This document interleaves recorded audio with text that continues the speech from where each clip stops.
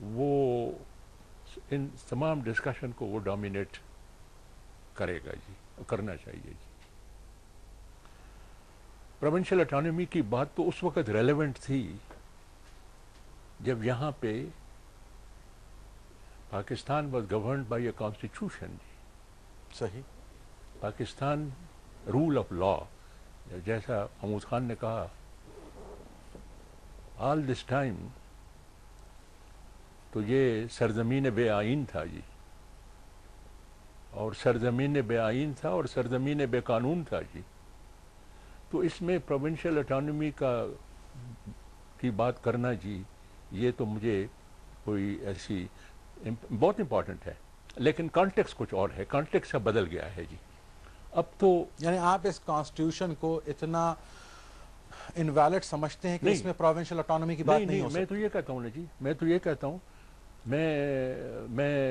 میرا اپنا ویو یہ ہے، 73 کا کانسٹیٹیوشن جب بن رہا تھا تو میں ہر آفٹرنون کو جا کر کے نیشنل اسمبلی میں بیٹھا ہوتا تھا، کیونکہ پاکستان کا آئین بنایا جا رہا تھا 9 سال کے بعد جی۔ 9 سال تک تو ہم نے نہیں بنایا، ہندوستان نے 2 سال کے اندر اپنا لیکن یہ جو انہوں نے کہا کہ 9 سال تک آئین نہیں بنا تھا اور یہ بنگالی، یہ بالکل ٹھیک کہہ رہے ہیں، بالکل ٹھیک کہہ رہے ہیں، یہ فیکٹر تھا، یعنی بنگالی بالکل فیکٹر۔ ٹھیک کہہ رہے ہیں۔ 9 سال تک آئین اس لیے نہیں بنا تھا چونکہ جو ویسٹ پاکستانیز تھے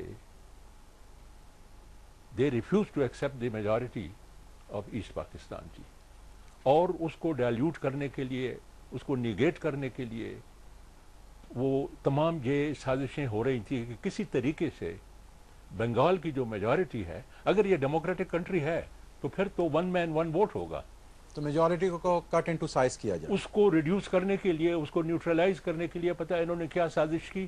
انہوں نے 1 یونٹ بنا دیا جی۔ انہوں نے کہا اب بنگال کو، ایسٹ پاکستان کو ہم فیس کرے گا، پہلے تو فیس کرتا تھا Balochistan separate unit, Sindh separate unit, Punjab separate unit, frontier separate unit. پھر انہوں نے فیصلہ کیا، جو صاحبان اقتدار تھے انہوں نے کہا نہیں، ان کو مرج کرو اور ایک صوبہ بناؤ west Pakistan, and then we will confront east Pakistan جی، آن بیسس آف ایکوالٹی جی، آن بیسس آف ایکوالٹی جی۔ اس کی وجہ سے ایسٹ پاکستان کو بھی انٹاگونائز کر دیا، ویسٹ پاکستان کو بھی انٹاگونائز کر دیا۔ سڈنلی بیلنس ڈسٹرب ہو گیا نا جی۔ ایک صبح میں اٹھا، نہ ہمارا صوبہ تھا، نہ ہماری اسمبلی تھی، نہ ہمارا سیکریٹریٹ تھا، نہ ہمارا گورنر تھا، نہ ہمارا کچھ بھی نہیں تھا جی۔ اس طریقے سے بلوچستان میں بھی لوگ دور دراز علاقوں سے آتے تھے، ٹانگ سے، ڈیر اسماعیل خان سے لاہور جاتے تھے بورڈ آف ریونیو کے لیے جی۔ اچھا، لیکن میں جو بات میں کہنا چاہتا ہوں وہ اور ہے جی۔ آپ پروونشل اٹانومی کی بات کیا کر رہے ہیں جی؟ کانسٹیٹیوشن کا کیا حشر کیا ہے اس ملک میں؟ آپ بار بار معاف کرنا، آپ کانسٹیٹیوشن کی بات کرتے ہیں، کانسٹیٹیوشن کا کیا حشر کیا ہے؟ 9 سال کے بعد جو کانسٹیٹیوشن بنا، 73 کا کانسٹیٹیوشن جی، پہلے تو ایک اور کانسٹیٹیوشن بن گیا تھا، 56 کا کانسٹیٹیوشن بن گیا تھا جی، آفٹر 9 ایئر تھی۔ لوگ الیکشن کی تیاریاں کر رہے تھے، پاکستان کے لوگ۔ چیف الیکشن کمشنر صاحب پشاور آئے تھے، میں ڈپٹی کمشنر تھا جی، انہوں نے کہا الیکٹورل رول اور پولنگ اسٹیشن اور یہ اور وہ تیاریاں ہو رہی تھیں۔ سڈنلی فوجی جرنیل نے in collusion with the governor general Iskandar Mirza, اس نے پاکستان کی جمہوریت کی پیٹھ میں چھرا گھونپ دیا جی۔ لوگ تیاریاں کر رہے تھے الیکشن کے لیے۔ اچھا، تو نتیجہ یہ ہے جی، پولیٹیکل پروسیس کو ڈی ریل کر دیا جی۔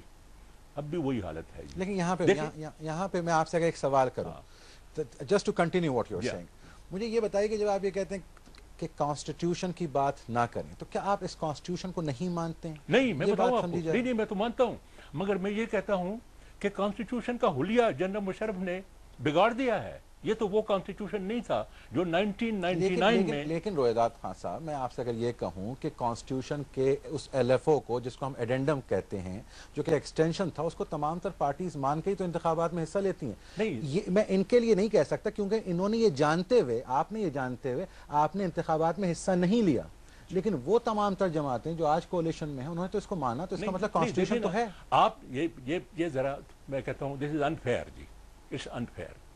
پہلے آپ یہ کرتے ہیں کہ ایک فوجی جرنیل بزور شمشیر بندوق کے زور کے اوپر وہ جا کر کے کانسٹیٹیوشن کو ایبروگیٹ کرتا ہے، کانسٹیٹیوشن کو وہ تتر بتر کر دیتا ہے، چیر پھاڑ کر کے ویسٹ پیپر باسکٹ میں جا کر کے اس کو ٹوکری میں جا کر کے پھینک دیتا ہے.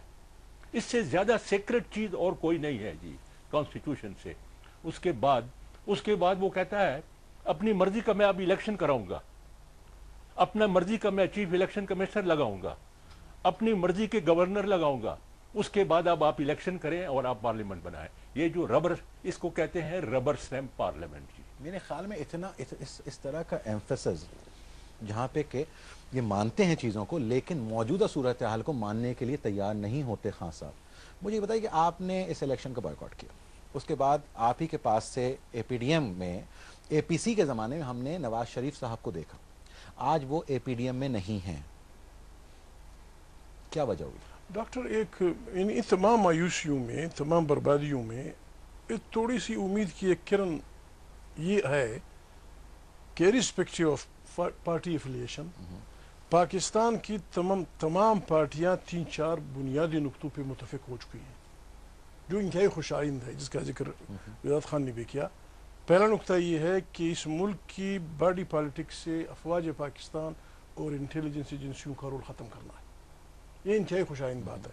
دوسری بات یہ ہے کہ مسلسل ایڈوکیٹ ہیں، اپنے اسٹیٹمنٹ ابھی میں آپ نے اس بات پہ ہم کی سب ہے. متفق ہوئے، صحیح. اس پہ ہم سب متفق ہیں، سینٹرل کی پارٹیاں، لیفٹ کی پارٹیاں، رائٹ کی پارٹیاں، یعنی پونم، ایم ایم اے آر ڈی، ہم سب اس پہ متفق ہوئے کہ یہ بدبادی ہم نے اس سے نکالنی ہے. دوسرے ہم اس پہ متفق ہوئے کہ پاکستان پہ آئین کی بالادستی قائم کرنی ہے.